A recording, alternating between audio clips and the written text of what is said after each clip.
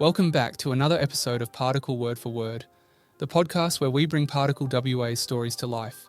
Today, we're diving into the fascinating intersection of marine biology and medical research. Scientists in Western Australia's southwest are investigating how sea sponges could hold the key to revolutionary new cancer treatments. Nature has always been a treasure trove of medical discoveries from penicillin to painkillers, and now researchers are uncovering how compounds found in these sponges might help fight aggressive cancers. The ocean could literally be hiding life-saving medicine just beneath the surface. To take us through today's story, here's Michael Gatt reading the article, Cancer Curing Sea Sponges, originally published on Particle WA, written by Owen Cumming. Cancer Curing Sea Sponges. Could sea sponges in WA's southwest unlock new life-saving cancer treatments? For millions of years, marine organisms have evolved to protect themselves against the ocean's pathogens, parasites, and diseases.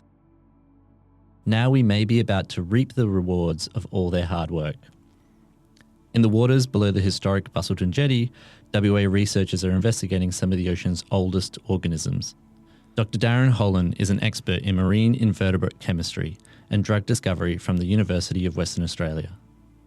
He's working with the Busselton Jetty management team to take a deep dive into the diverse biology of marine sponges and their potential for anti-cancer application in an exciting new research trial.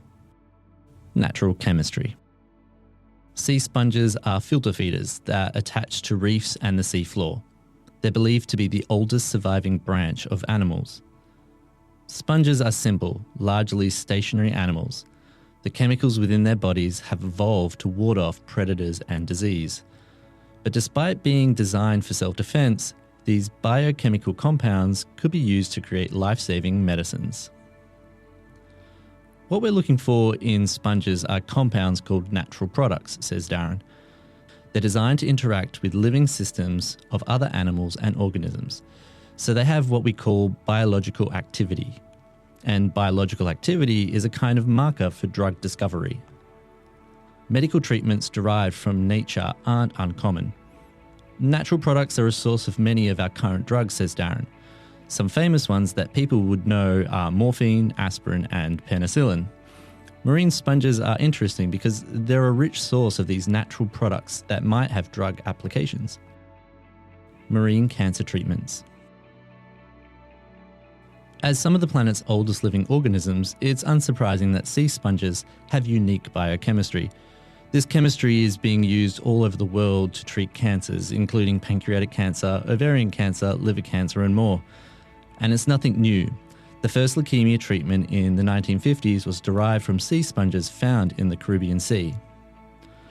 Already, there are 3 sponge drugs approved for use worldwide, says Darren. 2 of them for the treatment of cancer, and there's a further 4 or 5 in clinical trials, and I believe 3 or 4 of those again are for cancer treatment. A complex endeavour. The production of each new medicine derived from sea sponges is a long process. First, promising natural products need to be identified in the sponge. This is a time-consuming task. Then begins the complicated process of divining how they might be used for medical treatments. Cancers are very complex diseases, and there are many different types and presentations, says Darren. We're hoping to start with a broad screen against the panel of common cancers, maybe breast, colon, or liver, for example. Then we can narrow in depending on the activity we get from our sponge extract. The tip of the iceberg. Darren says the waters of Busselton Jetty contain a remarkable marine diversity and untapped medical potential. Working at Busselton Jetty, the sponges are quite accessible and it's quite easy to dive around the jetty and collect them, says Darren. And with the support of the community, it's been an ideal place to work. Darren says there's been little research in the area and believes the WA coastline holds particular promise. The marine environment is very underexplored, says Darren. The ocean's only been investigated for drug discovery in the last 50 years or so, with the advent of scuba diving and submersibles.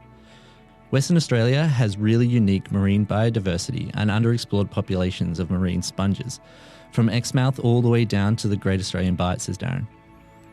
We're hoping to find some new chemistry and learn more about the marine sponges in the southwest region to identify sponges with anti-cancer properties. Giving back. Darren says one of the most rewarding parts of the project is the community engagement. The Bustleton Jetty community raised $25,000 to support the research. As a community, the Jetty members are really excited about their local environment and particularly the jetty, says Darren.